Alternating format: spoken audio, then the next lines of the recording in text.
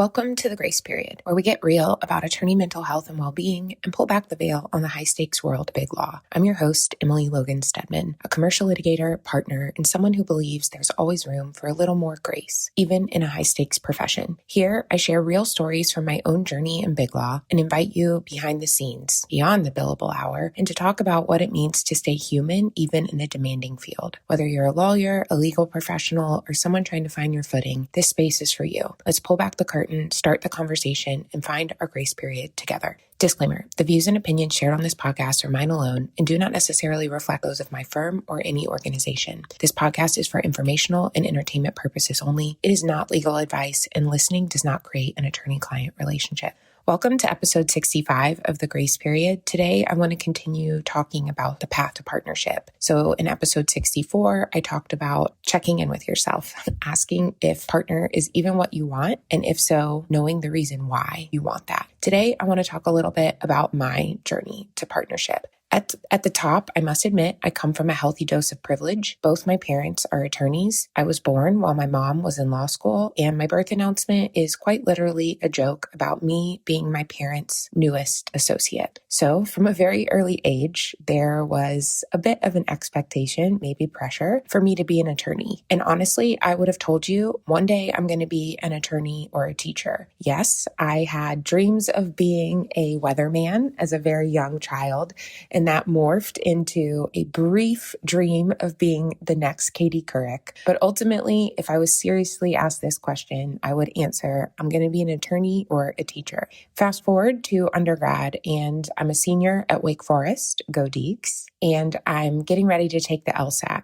Since high school, I'd also wanted to do Teach for America. I grew up in public schools, K-12, and I learned about Teach for America in high school, and its mission really resonated with me and is something I deeply believe in. So I took the LSAT and applied to Teach for America at the same time. I really did not want to go to law school straight out of undergrad. I was educationally burned out. Wake was a very intense academic experience for me. It's sometimes called work forest, and that really was true for me. I was studying right up until graduation. I also wanted to make sure that if I went to law school, I went because I wanted to, and not because it's what my parents wanted or expected, or simply because I had nothing else to do after undergrad. So luckily, faithfully, I got into Teach for America shortly after taking the LSAT. Teaching fifth grade in rural Arizona was not a break.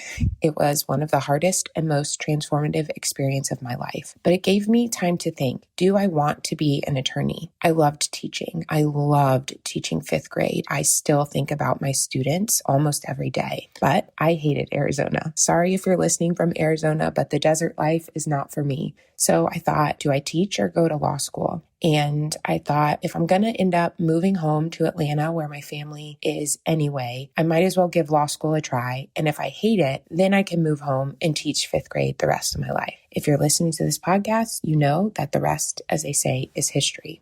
I ended up at the University of Mississippi for law school. I wanted a more fun experience than undergrad. And I really had one goal coming into and through law school. I wanted to clerk. I knew I wanted to litigate. And because I was born while my mom was in law school, I remember some of the early years of her career, including when she clerked for a state court judge in my hometown. Her judge became like a family member, and I knew it was a really important experience for my mom. And so clerking is a goal I pursued. I ended up clerking for 3 years after law school in Milwaukee. And that is another example of me taking time to figure out what I wanted versus what others expected me. When you do well in law school, you're pushed into private practice and to larger firms. I was skeptical of that. I knew private practice and I knew bigger firms would be a commitment and a hard one. And I knew a lot of people didn't last a full career in those roles. So I wanted to be sure if I did that I was going in eyes wide open. So while clerking, I met with attorneys at many different types of firms, trying to figure out, what do I really want? In the end, I chose an AmLaw 200 firm in Milwaukee, and those first 4 years of private practice were very hard for me. I often think about it as forcing myself into a square hole as a round peg. I had only thought about being an attorney and being a litigator, but I had never really thought about what that actually means. I didn't have a traditional summer associate experience. So I had just sort of thought these are my goals and I achieved them. But I hadn't really thought about who am I as a litigator? Who am I as a big law attorney? What do I like and not like? Who do I like working for and not working for, both partners and clients? How do I build a practice that I actually like and that doesn't kill me? And mostly I did what I saw others doing, which was, of course, mostly men and mostly married white men. And I fell into this habit of doing what others expected of me or what I thought they expected of me, which did not serve me and did not lead to success. And ultimately, I burned out. I started having panic attacks. I cried. I thought about leaving the law altogether. And that was really that experience, which culminated in 2020, was really the first time I asked myself, is this what I want? And the answer at that time was no.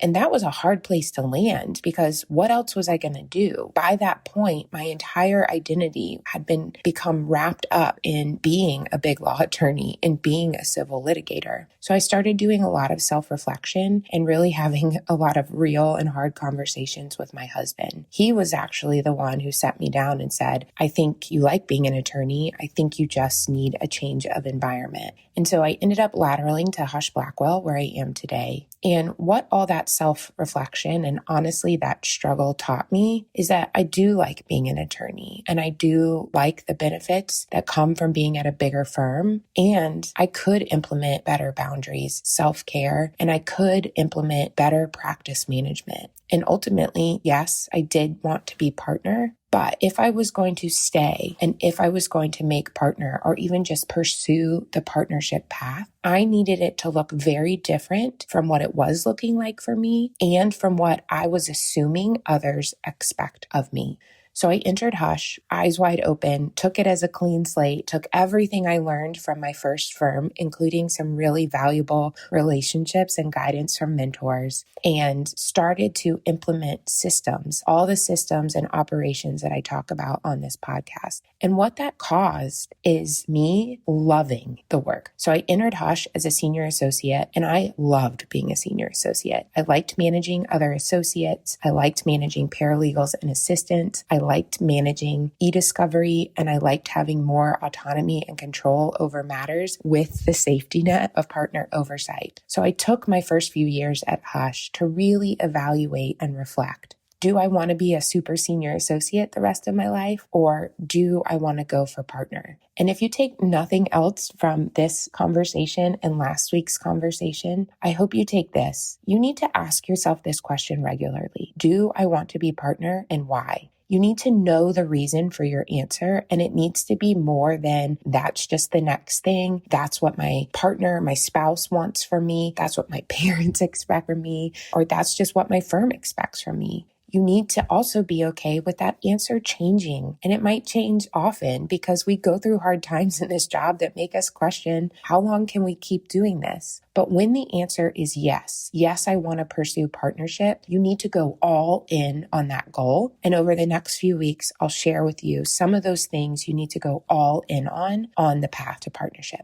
Thank you for joining me on this episode of The Grace Period. Remember, you don't have to choose between your well-being and your ambition. By setting boundaries, building supportive habits, and giving yourself permission to pause, you can thrive in law and in life. Until next time, take care of yourselves and each other. That is the path to our grace period. Disclaimer, the views expressed here are solely my own and do not represent the official policy or position of my firm or any organization. This podcast is for informational and entertainment purposes only, not professional or legal advice, and listening does not create an attorney-client relationship.